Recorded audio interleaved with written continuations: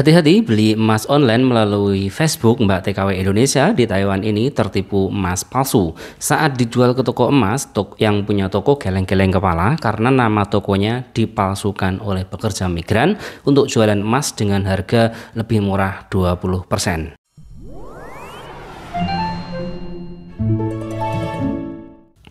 Nah teman-teman semuanya, baru-baru ini beritanya viral di Taiwan ya. Seorang Mbak TKW asal Indonesia, dia baru saja bekerja di Taiwan belum lama.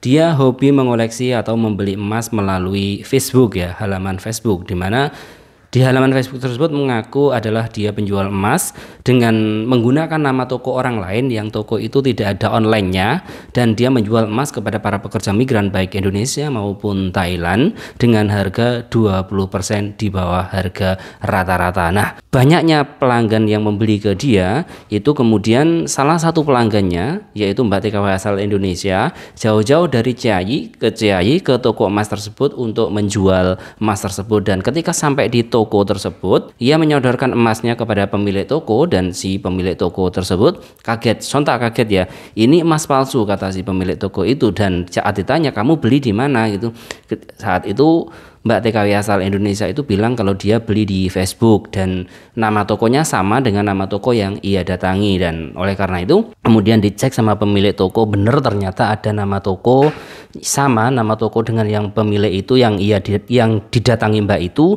Kemudian karena merasa nama tokonya dipalsukan, di online kan dengan nomor telepon palsu, alamat palsu, semua palsu, melaporlah ke polisi untuk mengusut hal ini. Dan saat nomor telepon yang ada di halaman Facebook itu ditelepon, ternyata dia bekerja di Hincu ya. Dia mengaku bekerja di Hincu, dan kalau ada orang yang beli dia harus DM dan akan dikasih bagaimana cara pembayarannya. Dia juga dikasih kwitansi Fabio, tapi semuanya ternyata emas yang diberikan adalah palsu.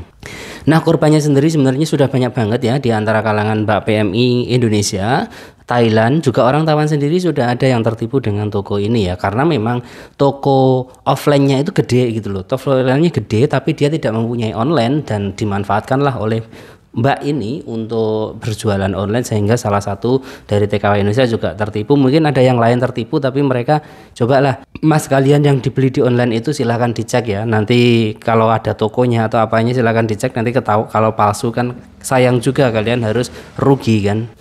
Nah, untuk teman-teman semuanya yang punya hobi terkait pengoleksian emas, kalau beli emas ya hati-hati belinya di toko yang benar-benar kredibel ya, yang mempunyai nama. Kalau kalian harus terpaksa beli online, belilah di orang-orang yang terpercaya ya. Kalau teman-teman di Taiwan contohnya ya, ada Kak Agung Taiwan yang kadang-kadang dia juga jualan emas, ada Virus Jeveni itu yang kadang-kadang juga jualan emas, ada Wu Ubay itu, Wu Aibai itu juga kadang-kadang jualan emas ya, ada Intai, ada mungkin Induswara kalau di jualan. Pokoknya kalau yang punya nama besar seperti itu dan dia statusnya bukan TKI itu aman.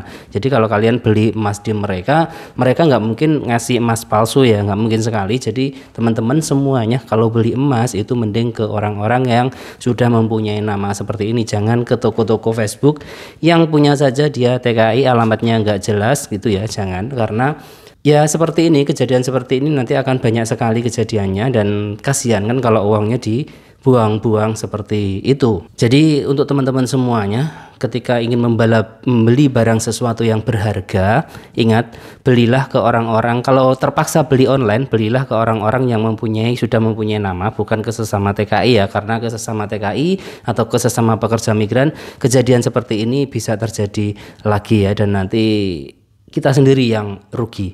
Apapun itu barangnya, usahakan belinya kalau online di situ. Tetapi kalau belinya offline ya aman, insya Allah. Kalau beli offline di toko-toko yang sudah ada namanya, sudah ada plakatnya, sudah ada besar tokonya, itu insya Allah barangnya asli.